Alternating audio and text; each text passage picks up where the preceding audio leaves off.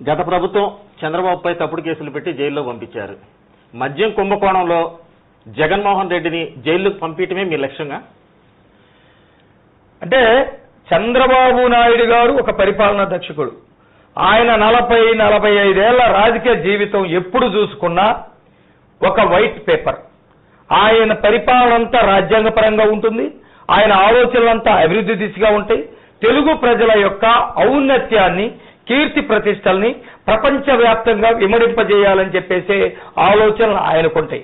అలాంటి వ్యక్తి మీద కూడా జగన్మోహన్ రెడ్డి ఒక క్రిమినల్ అని, తన మీద హత్యా నేరాలు ఆరోపణలు ఉన్నాయని, ఆర్థిక నేరాల ఆరోపణలు ఉన్నాయని అనేకమైనటువంటి కేసులున్నాయి. ఆ కేసుల ద్వారా జైల్లోకి వెళ్ళాడు.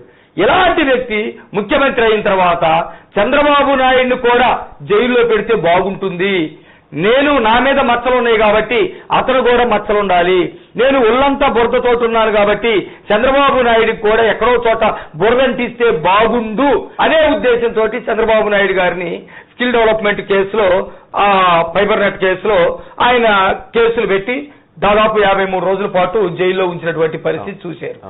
దీనికి జగన్మోహన్ రెడ్డి జైల్లోకి వెళ్ళటానికి చాలా తేడా ఉంది.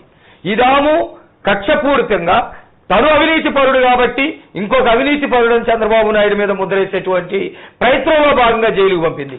కానీ రాష్ట్రంలో ఇసుక కుంభకోణం, మద్యం కుంభకోణం, లేకపోతే రాజ్యాంగ విచ్ఛిన్నం చేసినటువంటి, కోర్టుల్ని కులాల్ని అంటగట్టినటువంటి, నడి రోడ్డు మీద హత్యలు చేసినటువంటి, బాబాయి హత్యలు చేసినటువంటి అనేకమైనటువంటి కేసుల్లో రేపొద్దున అన్ని కేసులు జగన్మోహన్ రెడ్డి ఇంటి ముందుకు వచ్చి ఆగున్నాయి.